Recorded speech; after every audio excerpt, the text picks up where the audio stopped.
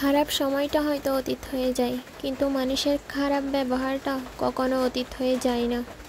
শুধু নিজে থেকে কথা বলা বন্ধ করে দেখো, দেখবে অনেক আপনজন পর হয়ে যাবে। আসলে কেউ আপন হয় না। যারা তোমার ক্ষতি চায় তাদের আঘাত করবেন না, তাদের সামনে একটু হাসি মুখে বাঁচবেন। দেখবে তুমি আঘাত করলে যে কষ্ট পেত, ওরা তার থেকে বেশি কষ্ট পাবে। যত মিশবে তত মানুষ চিনবে, অভিনয় যে কত প্রকার হয় তা বুঝতে পারবে। সবাইকে তোমার সত্যতা জানানোর দরকার নেই। যে যা ভাবে তা নিয়ে সমালোচনা করতে দাও। বেঈমান মানুষগুলো কখনো অপরিচিত মানুষ হয় না। মানুষ চেনা শুরু করলে এমনিতেও বন্ধুত্বের সংখ্যা কমে যাবে। এটাই বাস্তব। 3টি কথা মনে রাখবেন।